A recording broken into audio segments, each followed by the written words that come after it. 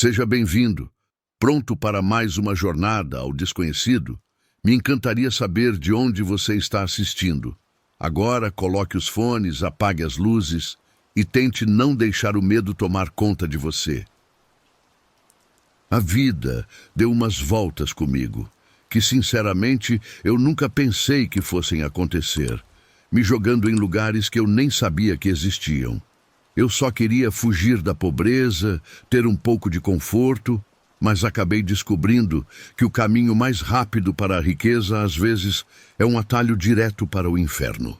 Quando eu era mais nova, meu sonho era simples, viver longe dos perrengues que a falta de dinheiro traz, mas a realidade bate com uma força absurda e logo eu me vi vivendo da atenção e da companhia que eu dava para homens com muito poder e influência. Ser acompanhante não era algo que eu saía contando com orgulho por aí, mas eu tinha aprendido a criar minhas próprias desculpas, pois era um jeito de me manter confortável, com a conta no banco crescendo, sem perceber que eu estava cavando minha própria cova. Meu nome é Larissa, e o que eu vou contar para vocês começou de um jeito que parecia inocente, se é que dá para chamar assim um trabalho como o meu, pois meus clientes eram homens importantes, empresários e políticos, gente que sabia muito bem esconder a sujeira deles, atrás de ternos caros e sorrisos falsos. Eles me tratavam com educação, quase com respeito, mas eu via nos olhos deles aquele desejo sujo na hora que eu tirava a roupa, pois eles gostavam de olhar meu corpo magro e bem cuidado. Foi em uma dessas noites que tudo mudou, quando um cliente antigo, um daqueles que pagava muito bem, me convidou para uma reunião particular com outros homens do mesmo nível dele, onde também ia ter uma das outras garotas que eu conhecia. Eu aceitei sem pensar muito, pois o dinheiro era bom e eu entendi que era um convite único, mas que abriria portas para outras oportunidades, além de que essas festinhas exclusivas costumavam dar muito lucro. A casa onde aconteceu o encontro era enorme, daquelas mansões de novela em condomínio fechado, com corredores que pareciam não ter fim e uma decoração tão cheia de coisas que o ar ficava pesado. Desde o momento em que entrei, senti um arrepio na espinha. Sabe aquela sensação ruim de que a morte está rondando o lugar? Tinha uma energia esquisita ali e os homens, apesar de estarem rindo e parecendo alegres, se mexiam de um jeito duro, travado, parecendo bonecos seguindo um roteiro, como se estivessem esperando alguma coisa acontecer. Me levaram para uma sala grande, iluminada só com um monte de velas grossas que jogavam sombras nas paredes. E no centro da sala tinha um altar decorado com símbolos que eu nunca tinha visto, mas que fizeram meu corpo todo arrepiar. Fiquei impressionada com a riqueza e o poder que aquela gente tinha, e eu estava olhando o lugar quando entraram mais duas mulheres, e nós três estávamos usando a mesma roupa. Mas como elas já se conheciam, eu me afastei um pouco para continuar bisbilhotando a sala. Tinha uma porta meio aberta, e eu cheguei mais perto para ver o que mais dava para espiar. E foi aí que a ficha caiu. Aquele grupo, esses homens poderosos, faziam parte de algo muito maior do que uma simples reunião de negócios e prazer. Nisso, ouvi a voz de uma mulher me chamando, e quando virei, dava para notar que ela estava de cara feia porque eu estava olhando o que não devia. Então fui atrás dela, assim como as outras garotas fizeram, para outro quarto onde todos já estavam reunidos. O que aconteceu em seguida ainda persegue os meus pesadelos, pois eles obrigaram a gente a ficar lá enquanto faziam um ritual e eu estava me tremendo toda. Não entendia as palavras que eles falavam, mas o ar ficou pesado com um cheiro estranho, tipo o cheiro de sangue fresco, e eu olhava horrorizada enquanto eles ofereciam sacrifícios de animais e queimavam objetos que pareciam ser muito importantes para eles. Em um momento, deu para sentir uma presença enchendo a sala inteira, pois alguma coisa estava ali, algo que aquelas pessoas estavam esperando, e o que eu vi foi uma escuridão cobrindo aquele quarto por completo, tão escuro que só dava para ver o fogo tremendo lá longe, porque aquela gente estava prestando homenagem para um ser de pura maldade. E naquela noite, ele apareceu. De repente, ouvi o grito de um homem. E foi nessa hora que a luz voltou, iluminando tudo, e vi alguém abrindo caminho no meio das pessoas. Era aquele homem, segurando a própria garganta, tentando inutilmente estancar o sangue que jorrava sem parar. Eu conhecia aquele cliente, mas ninguém moveu um dedo para ajudar ele. Pelo contrário, alguém fez um sinal com a mão dispensando a gente, e nessa hora, todos nós saímos daquele quarto como se nada tivesse acontecido, e todo mundo pegou suas coisas e foi embora calmamente. Para mim, o motorista indicou um carro junto com as 3 garotas, mas notei que elas já tinham participado antes daquilo que eu tinha acabado de ver. Quando cheguei em casa, abri o envelope com o pagamento e tinha um pouco mais de dinheiro do que o combinado. Mas juro para vocês que a partir daquela noite comecei a ter pesadelos e parecia que a vida estava escapando das minhas mãos. Achei que aquela seria minha única entrada nesse mundo dos poderosos. Mas eu estava errada, pois aquela noite foi só a primeira de muitas e não importava o quanto eu dissesse não, o quanto eu tentasse me afastar, eles sempre encontravam um jeito de me fazer voltar. Eles sabiam onde eu morava, com quem eu falava, até os lugares onde eu tentava me esconder, eles me achavam. E as ameaças eram diretas, dizendo que se eu abrisse a boca ou tentasse fugir, iam acabar comigo de jeitos que eu nem conseguia imaginar. Infelizmente, com o tempo, virei só uma sombra do que eu era. Dormia pouco e vivia com medo o tempo todo, sabendo que qualquer tentativa de escapar não ia dar em nada. Mas o que mais me deixava apavorada eram os rituais, cada vez piores, mais violentos. Vi coisas que ninguém deveria ver, mulheres e homens sendo usados como oferendas, invocações que faziam a estrutura daquele lugar tremer, e no centro de tudo, a figura de um ser que eu só podia descrever como pura maldade. Foi durante um desses rituais que o desespero me empurrou para fazer uma loucura, quando os homens estavam em outro quarto preparando mais uma cerimônia, e eu, tremendo, cheguei perto do altar e na minha cabeça repetia um pedido que nem eu mesma entendia direito: escapar, desaparecer, ser invisível para eles. Não sei como explicar, mas senti que alguma coisa me escutou. E naquela noite, quando o ritual acabou, senti que algo tinha mudado, pois os homens me deixaram ir embora sem insistir, como se não estivessem me vendo. Não me procuraram no dia seguinte, nem no outro, nem na semana seguinte. Era como se eu tivesse deixado de existir para eles. Então, sem pensar 2 vezes, juntei o pouco que eu tinha, corri para a rodoviária e peguei o primeiro ônibus para longe da cidade. Troquei de identidade e viajei para longe, até chegar numa cidadezinha no interior, um lugar onde ninguém me conhecia. E aqui, longe de tudo, encontrei uma paz que eu não achava ser possível. Mas essa paz tem um preço. Às vezes, de noite, sinto a presença dele. Eu não vejo, mas sei que está ali me observando, me lembrando que a minha liberdade não foi um presente, mas sim um pacto. E eu não sei o que ofereci em troca, mas cada dia que passa, eu agradeço por estar viva e longe daquele inferno. Agora moro nesse lugar isolado, rodeada de desconhecidos que não fazem perguntas, e me reinventei, construindo uma nova vida, onde tento não pensar no passado, mas tem noites em que eu acordo no susto, pois sei que mesmo estando longe, nunca vou ser realmente livre. A escuridão tem seus jeitos de cobrar o que é dela, e eu sei que cedo ou tarde vou pagar o preço disso.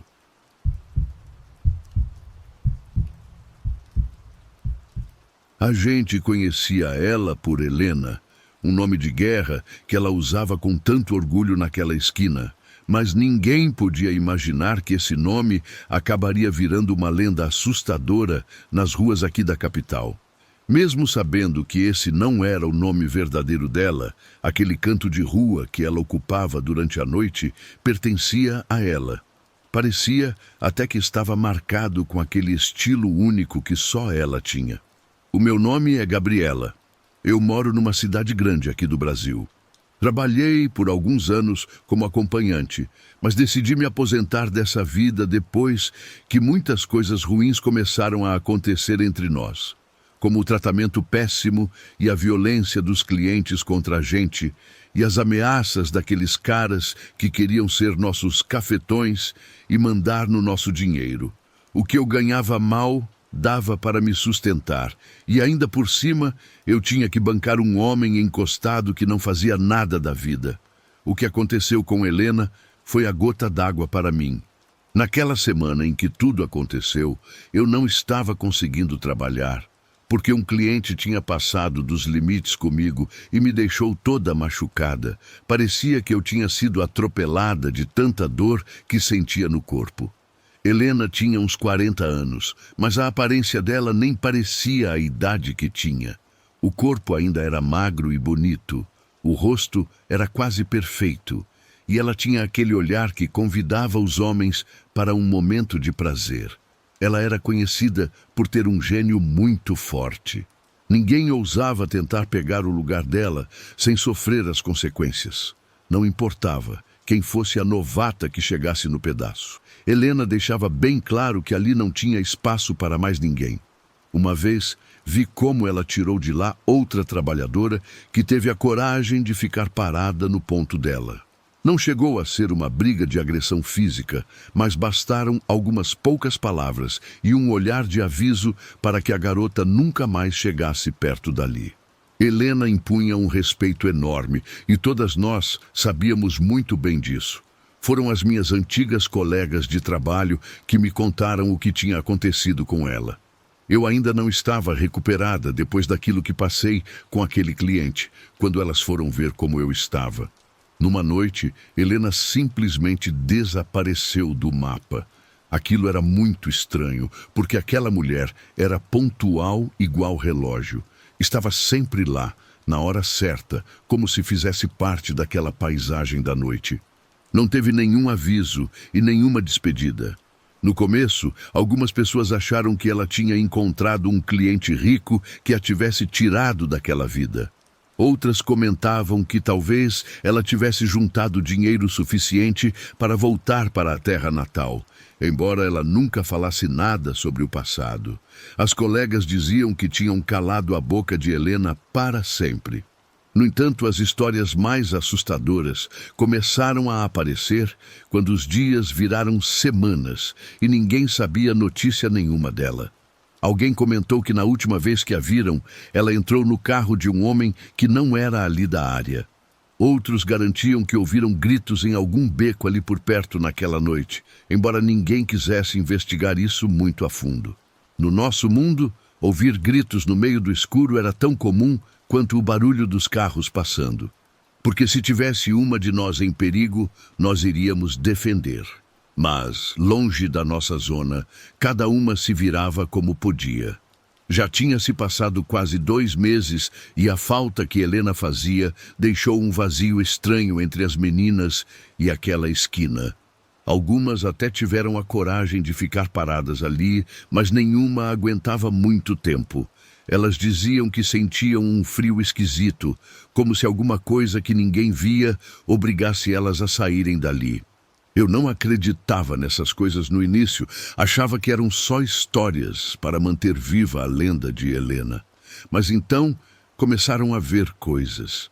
Foi numa noite fria quando alguém disse que tinha visto ela. Helena está de volta, disseram. Embora as palavras tivessem um tom que causava medo, a descrição batia exatamente. Era a mesma figura elegante, o cabelo arrumado de forma perfeita, o cigarro entre os dedos, mas alguma coisa não estava certa. Ela não falava nada. Não fazia sinal nenhum para os homens que passavam por ali. E também não tentava parar nenhum motorista oferecendo serviço. Era como se só as meninas conseguissem vê-la. Mas do mesmo jeito que a viam, em questão de minutos, ela sumia do lugar. As histórias ficaram cada vez mais frequentes. Várias das garotas juravam de pé junto que tinham visto ela parada na esquina, exatamente como sempre fazia, esperando algum cliente. Porém, nenhuma delas teve coragem de chegar perto. Diziam que só a presença dela já era diferente, que a pele tinha uma cor muito pálida, quase transparente, e que os olhos, apesar de serem familiares, estavam vazios e sem vida. A única que teve a coragem de chegar uns passos mais perto foi Cristina. Quando Cristina contou pra gente, os lábios dela tremiam. Ela nos disse que quando viu Helena foi como se o ar congelasse em volta. Ela estava parada no lugar de sempre, embaixo daquela luz amarela do poste que mal iluminava a rua. Parecia exatamente igual a antes, mas tinha alguma coisa na postura dela, no jeito que a fumaça do cigarro sumia no ar, que fez Cristina sentir um arrepio percorrer o corpo todo, a ponto de fazê-la tremer.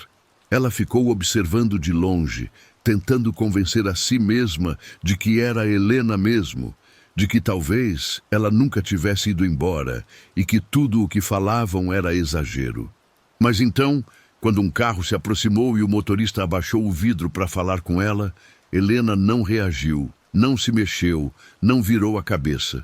Simplesmente ficou lá, parada, imóvel. De repente, o homem do carro arrancou bruscamente e foi embora dali cantando pneu.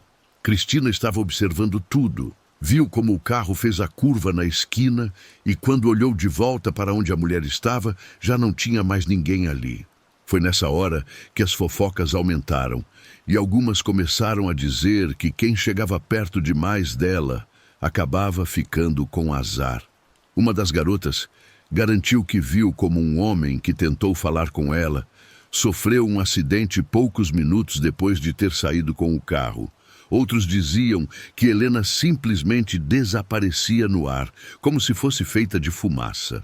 O fato mais assustador aconteceu umas semanas depois, quando uma das meninas, desesperada precisando de dinheiro, decidiu ficar parada na esquina de Helena, mesmo com todo mundo avisando que não era para ir. E olha que a esquina continuava vazia, porque ninguém queria ficar parada ali. Naquela mesma noite, encontraram essa garota num beco ali perto com marcas no pescoço, como se tivessem tentado apertar o pescoço dela. Ela não morreu, o socorro chegou a tempo, mas ela jurou ter sentido mãos geladas e úmidas que não a deixavam respirar. Isso aconteceu quando ela estava voltando para casa.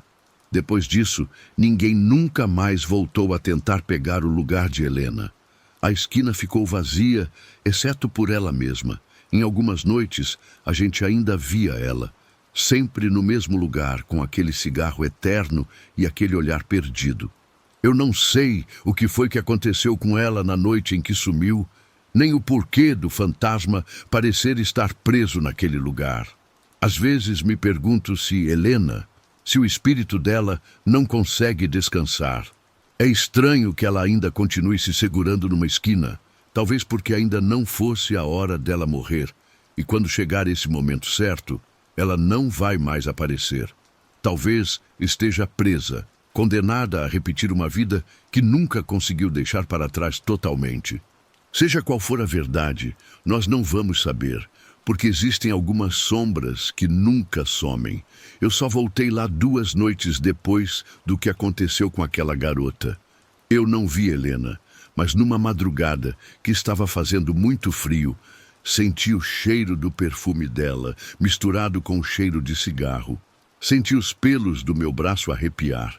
Eu não sei explicar, mas entendi aquilo como um aviso de que já era hora de largar aquela vida. Para não acontecer de, em algum momento, me calarem também, assim como fizeram com Helena e com tantas outras. Já faz 2 anos que deixei a vida de acompanhante. Ganho o suficiente para seguir em frente e sem a necessidade de ficar andando por aí vendendo o meu corpo.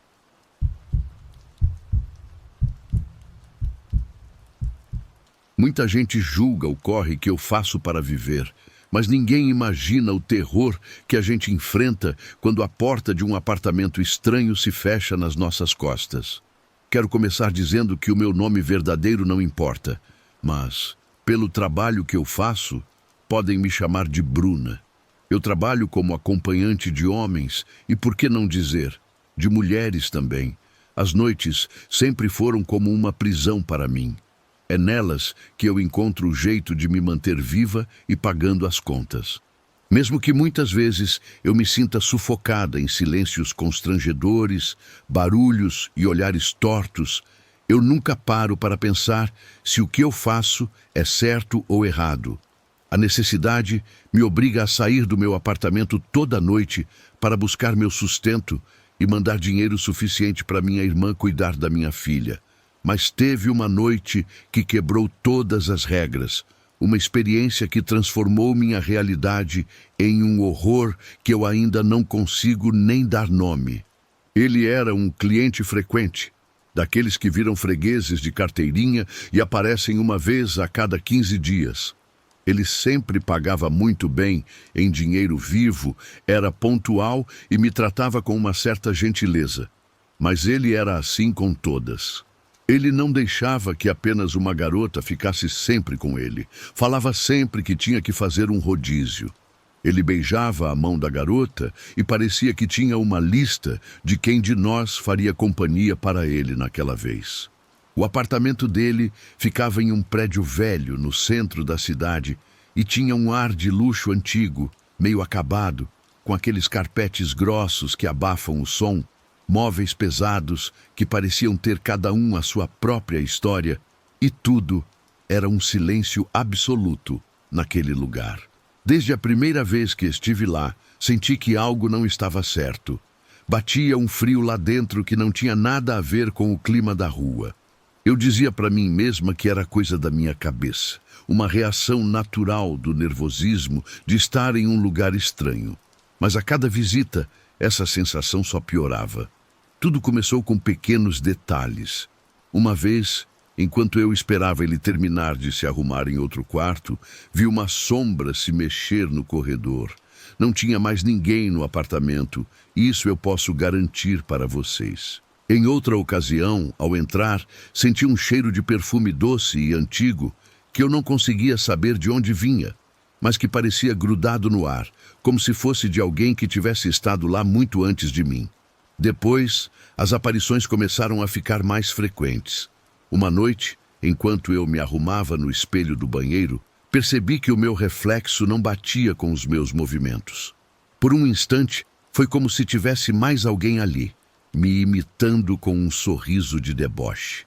Fechei os olhos e contei até 10, me recusando a me deixar levar pelo medo. Quando abri os olhos de novo, tudo parecia normal, mas o arrepio não passava. O pior aconteceu durante a minha última visita. Cheguei ao apartamento como de costume, mas o clima estava diferente. Tinha alguma coisa ali que me deixou muito nervosa. As luzes piscavam bem fraquinho e o ar estava mais pesado do que das outras vezes. Era como se as paredes estivessem me observando. Enquanto eu esperava na sala, senti uma presença atrás de mim. Quando me virei, vi uma mulher. A pele dela era pálida, quase transparente, e os olhos estavam cheios de uma dor que não dá nem para explicar. Eu quis gritar, mas minha voz travou na garganta. Ela estendia uma mão na minha direção e eu pude escutar a voz dela como um sussurro abafado que repetia sem parar: "Me ajuda!" E da boca dela saía um líquido preto escorrendo pelo peito e sujando o vestido dela. Antes que eu conseguisse reagir, ela desapareceu, deixando para trás uma sensação de vazio e um cheiro de podre que me embrulhou o estômago de um jeito que quase vomitei ali mesmo. Tentei me convencer de que era o estresse, de que minha mente estava pregando uma peça. Tive que segurar a onda para não demonstrar pânico na frente dele. Mas, para meu azar, as aparições continuaram. No quarto principal, vi outra mulher, dessa vez em pé ao lado da cama. O corpo dela parecia deformado, como se tivesse sofrido uma morte violenta e terrível. Ela não fez nenhum movimento, mas quando se virou, eu fiquei paralisada. O cliente nunca parecia notar nada de estranho. Continuava com aquele comportamento gentil e distante, mas eu já não conseguia ignorar. Aquelas mulheres, ou o que quer que fossem aquilo, não estavam ali por acaso. O medo que eu sentia era maior do que a vontade de ganhar meu dinheiro naquela noite. Eu sentia aquilo como um aviso de que, se eu continuasse naquele apartamento, possivelmente terminaria como elas. Fiz o meu serviço no automático, morrendo de medo de ele perceber que eu tinha visto algo e tentar fazer comigo o que fez com elas. Naqueles momentos, aquele ditado de que a curiosidade matou o gato nunca fez tanto sentido para mim. Se eu descobrisse o que aconteceu com aquelas mulheres, possivelmente terminaria como elas, só por ficar bisbilhotando a toca daquele homem maldito. Ao sair de lá e voltar para casa, tomei uma decisão. Não importava quanto ele me pagasse, eu não ia voltar. Minha vida, mesmo cheia de solidão e aperto de dinheiro, ainda era minha e eu não estava disposta a arriscar tudo por alguém que trazia consigo algo tão escuro. Não sabia se aquelas almas já estavam lá antes dele ou se foi ele quem deu sumiço nelas. Bloqueei ele no meu celular e tratei de evitar qualquer lugar onde pudesse cruzar com aquele senhor. Não foi fácil. Algumas noites pareciam não ter fim e as contas ficaram mais difíceis de pagar, mas preferi o perrengue do que voltar a colocar os pés naquele lugar amaldiçoado. Não sei o que foi que eu vi naquele apartamento. Talvez fossem almas presas, vítimas de alguma coisa, ou talvez fossem os meus próprios medos, uma manifestação das escolhas ruins que fiz. A única coisa que sei é que esse cliente, com a gentileza e o dinheiro dele, carregava um perigo do qual eu escapei por pouco. Agora, quando passo pelo centro e vejo aquele prédio de longe, um calafrio percorre minhas costas. Não sei se as mulheres que vi continuam lá presas nesse sofrimento, mas rezo por elas, mesmo sem saber se minhas palavras vão adiantar de algo. Só espero que, onde quer que estejam, encontrem a paz e que o sobrenatural desapareça daquele apartamento.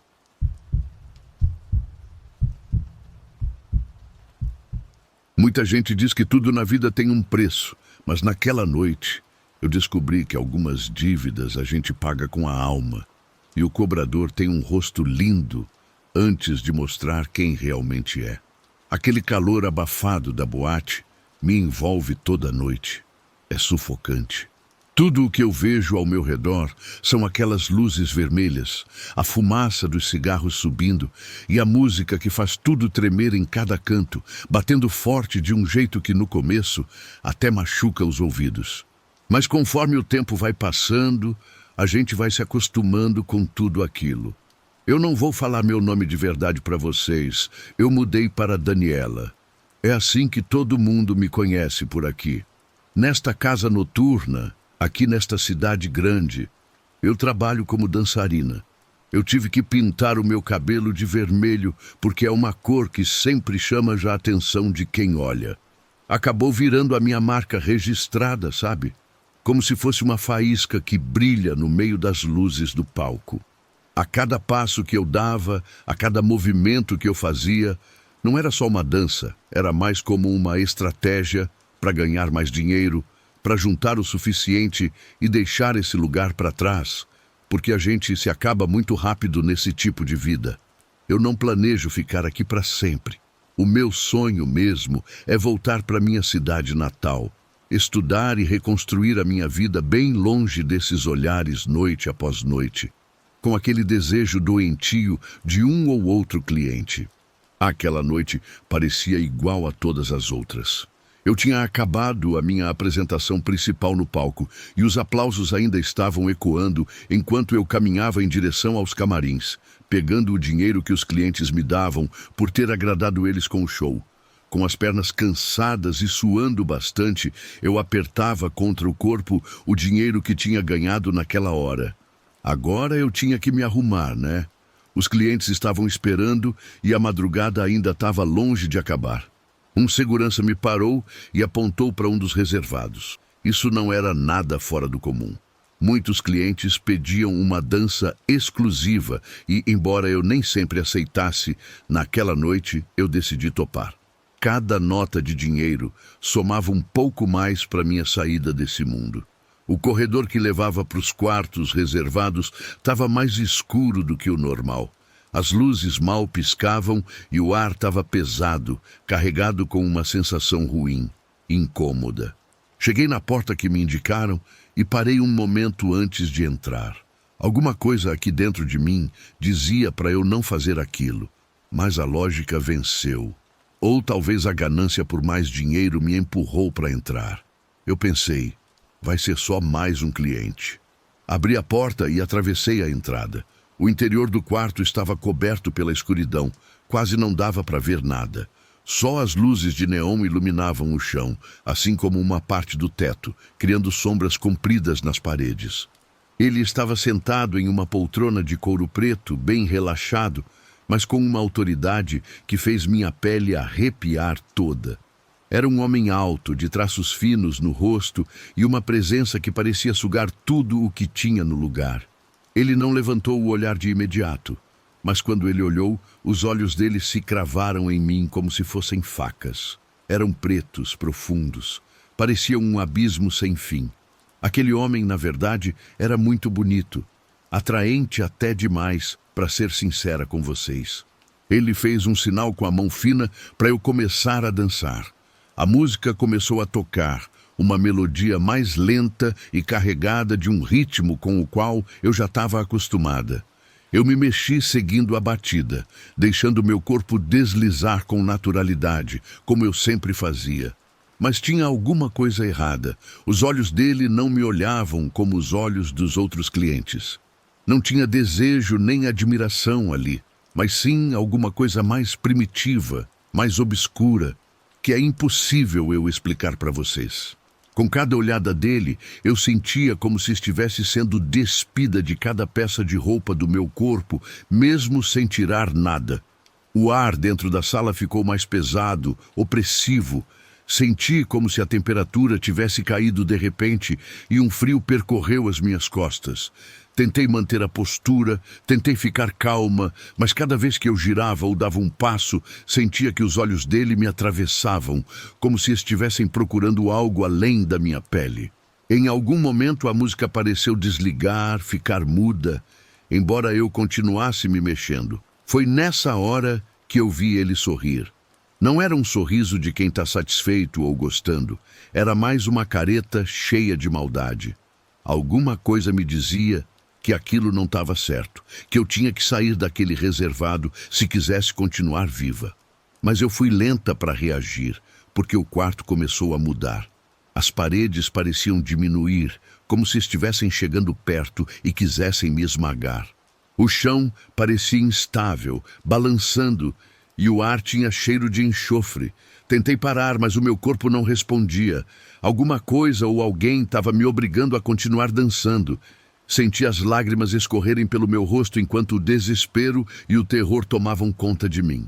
Num instante, ele se levantou.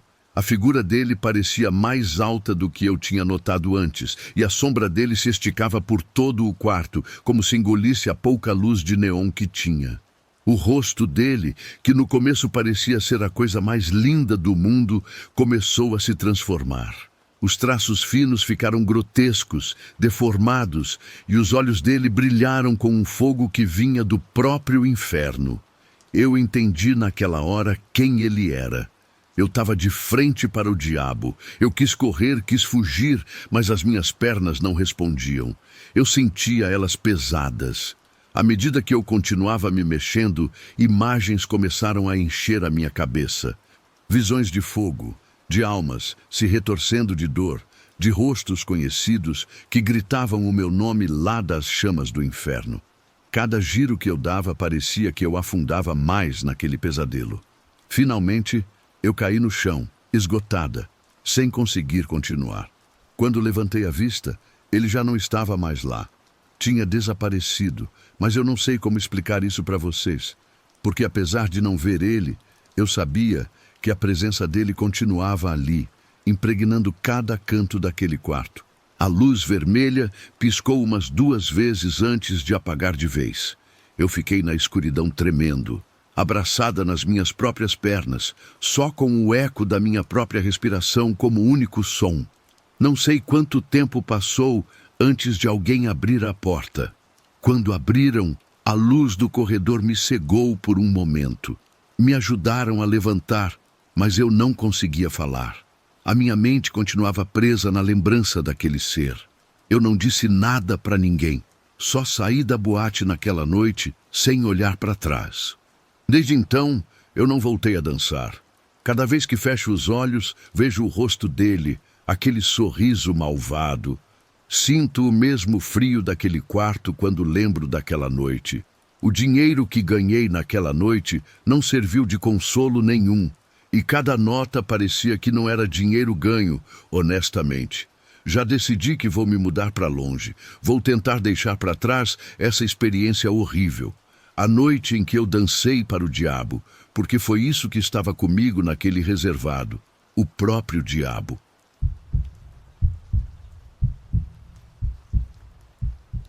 Todo mundo ali na boate conhecia ela pelo nome de Valéria, mas, sinceramente, eu acho difícil que esse fosse o nome verdadeiro dela mesmo.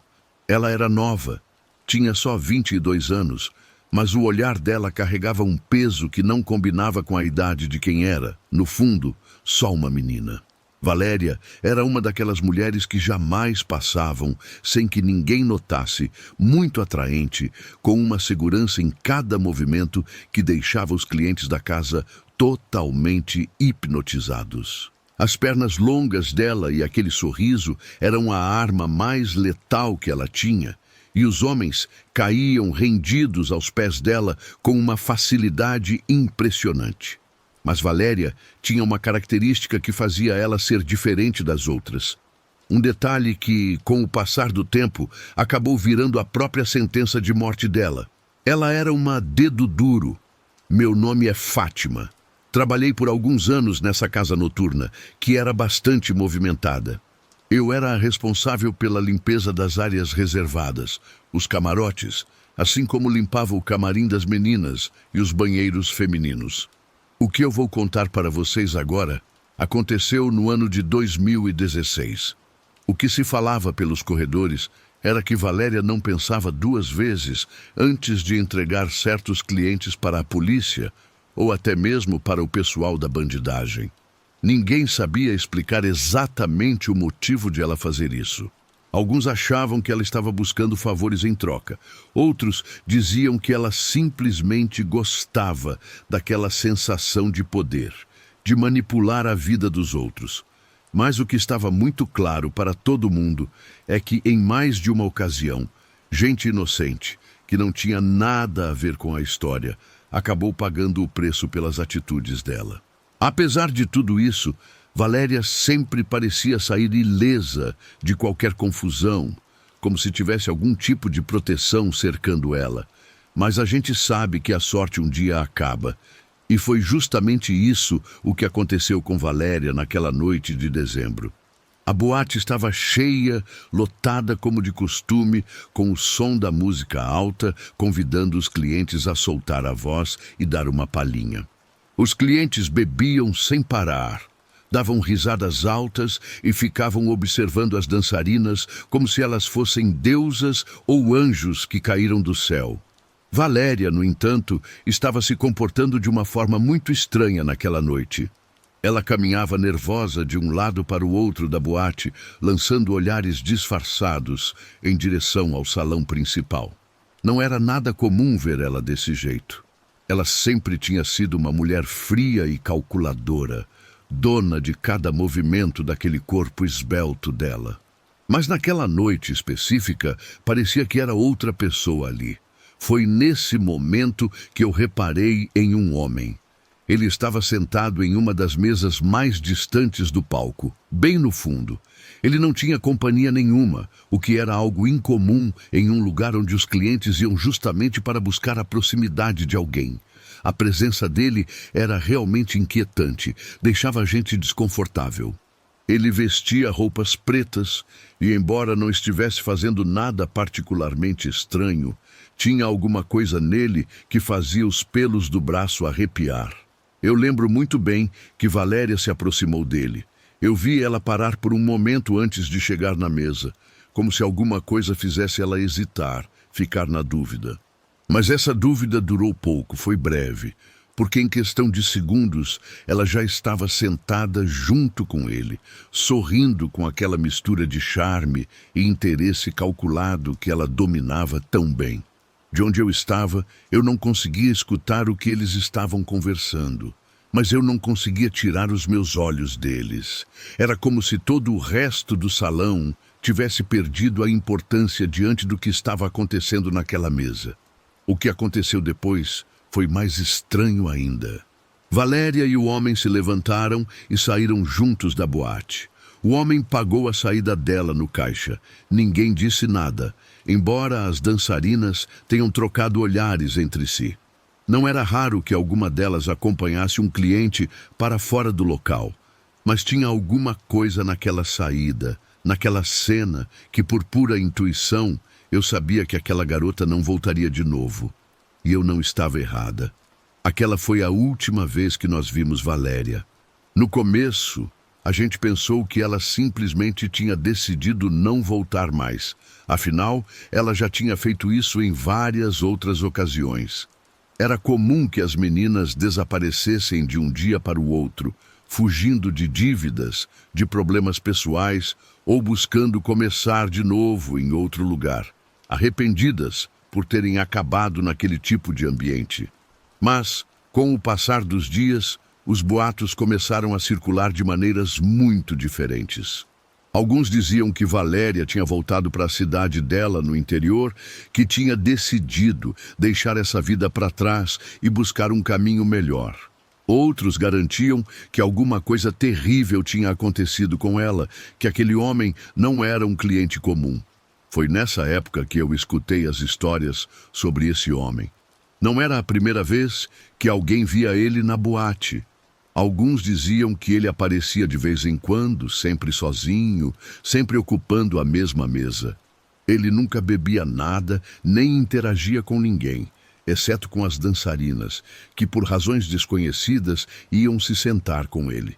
Mas o mais perturbador de tudo era que nenhuma dessas garotas que sentaram com ele tinha voltado.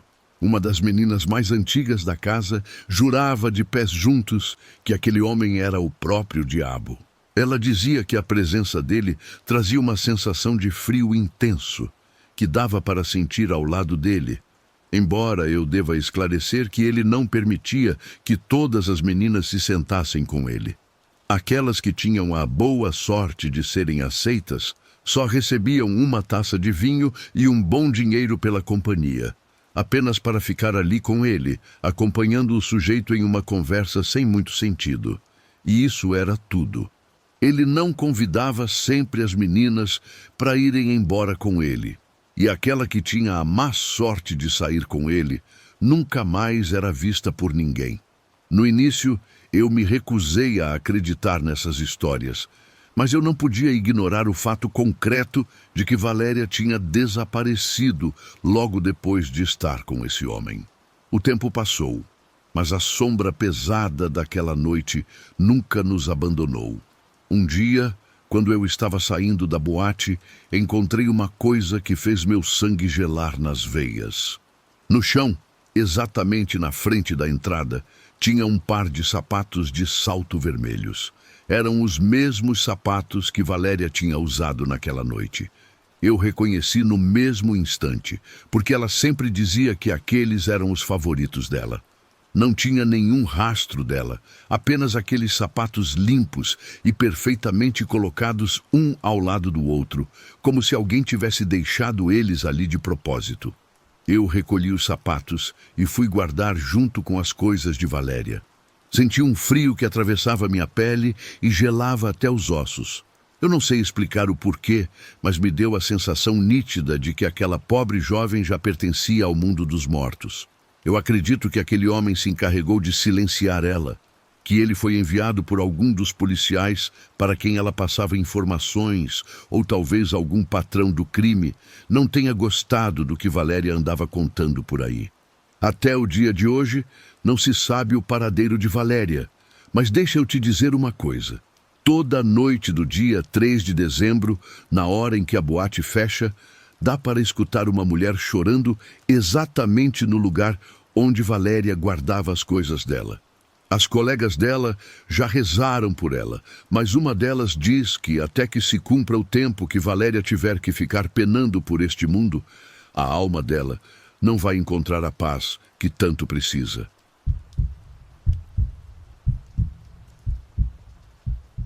Para quem olhava de fora, aquela boate era só barulho e luzes, mas para mim era o único lugar onde podia ser quem eu quisesse. Meu nome é Verônica, e o que aconteceu comigo prova que, às vezes, o preço que a gente paga por um dinheiro fácil é muito mais alto do que o valor das notas. Aquele lugar sempre foi o meu esconderijo, um escape onde sinto que sou eu mesma, onde para todos sou uma desconhecida, mas ao mesmo tempo sou muito famosa entre as pessoas que frequentam a casa noturna. Toda noite, debaixo daquelas luzes que piscam sem parar e com a batida forte da música, viro uma dançarina, atraindo todos os olhares e juntando o dinheiro que pouco a pouco me deixava mais perto do meu sonho de largar esse mundo para trás e voltar para a minha cidade natal, para estudar e construir minha vida de novo. Meu cabelo ficava coberto com uma peruca de cor azul, sempre muito bem arrumada, e o meu corpo magro era a minha arma para prender a atenção dos clientes, que muitas vezes gastavam muito mais dinheiro do que realmente tinham. Mas isso é uma coisa que nenhuma de nós ali se importa. Lembro que naquela noite a boate estava muito mais cheia do que o normal. Não era nenhuma data especial, nem feriado.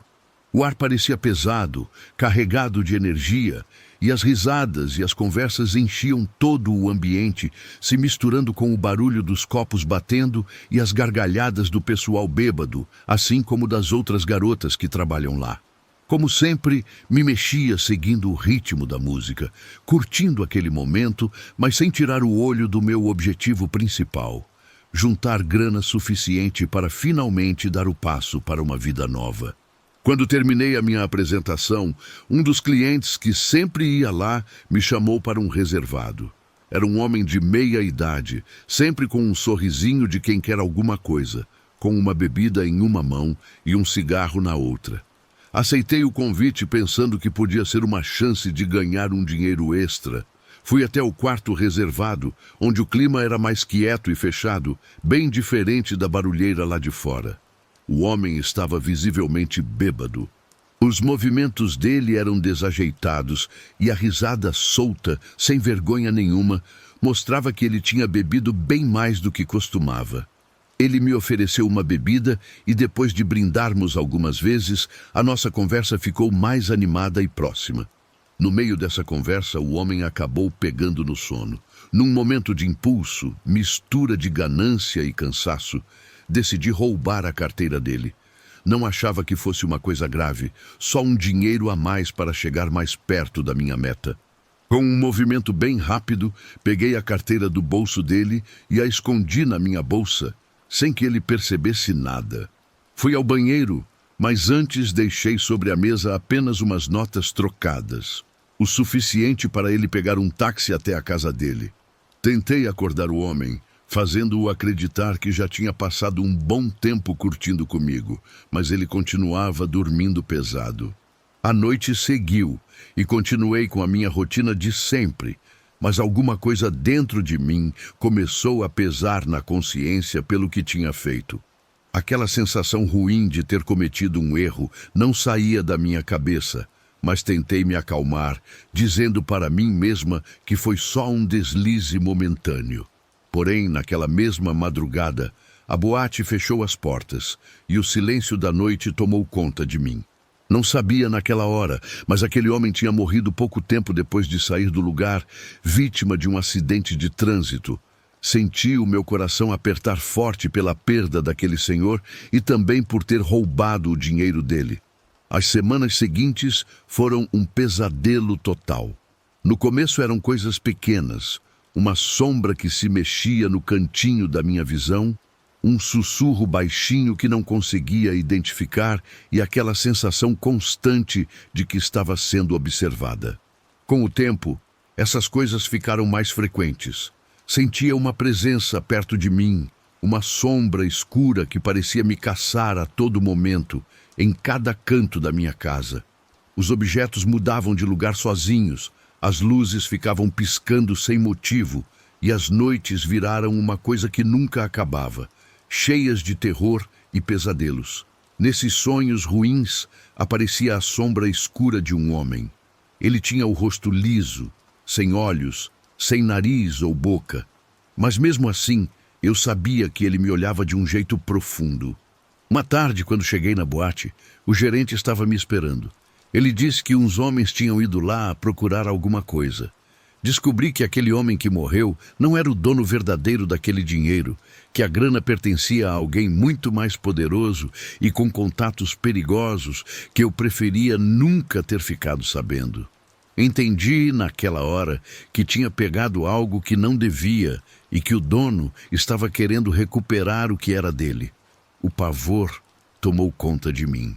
A qualquer momento esses homens poderiam chegar exigindo que eu devolvesse o que tinha tirado.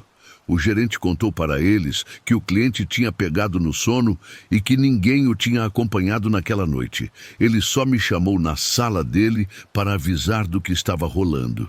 Fez isso com todas as garotas. O que quer que aquele homem tenha perdido não foi lá no quarto privado. Foi assim que a história foi contada para eles. As noites viraram uma luta constante para manter a minha sanidade. Ficava muito nervosa quando via entrando alguns grupos com 3 ou 4 homens ao mesmo tempo, achando que eram eles. De manhã, acordava suando frio, com o coração batendo a 1000 por hora, sem conseguir lembrar de mais um pesadelo. A sombra escura continuava crescendo, se espalhando nos meus dias como uma escuridão fechada que não me deixava respirar. Tudo era tão sufocante, mas sabia que tinha a culpa pelo que estava acontecendo. Foi até que numa madrugada, quando saí da boate, estava indo em direção ao ponto de táxi. No trajeto, que durava uns 5 minutos, sempre olhava para trás, porque sentia que alguém vinha me seguindo. Já faltava meia quadra para chegar, quando olhei para trás e vi uma sombra escura ficando comprida por toda uma parede, engolindo a luz do poste da rua. Dei um grito e comecei a correr o mais rápido que conseguia. Já estava chegando no ponto quando senti uma mão gelada agarrar o meu ombro. Me puxou tão forte que caí de costas. Senti uma dor forte nas costas e na cabeça. Estava quase desmaiando quando a sombra escura se colocou em cima de mim. Não tinha dúvida, era o homem do dinheiro. Escutei um grito de longe e uns passos que chegavam rápido. Foi nesses momentos que comecei a pedir perdão para ele pelo que fiz, pedindo que, por favor, não me atormentasse mais, porque eu não fui a culpada dele ter morrido. Mas esse ser não ia embora assim tão fácil. A ajuda chegou e, tremendo muito, me levantei do chão e me colocaram no táxi. Eu tremia e olhava para todos os lados. As pessoas que me ajudaram disseram para ir até uma igreja, que lá me ajudariam. Tinham percebido que aquela sombra me seguia. E foi isso que fiz. Bem cedo, na manhã seguinte, fui até essa igreja. Eles não me julgaram pelo que fiz. Até hoje tem me ajudado, e essa sombra escura, pouco a pouco, foi sumindo. Já estou quase deixando esse trabalho, pois ainda sinto medo de que a sorte que tive até hoje me abandone.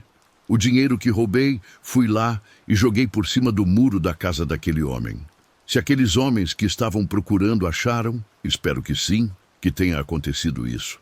Pedi perdão para ele e rezo para que a alma dele descanse em paz, e que eu também tenha tranquilidade na minha vida.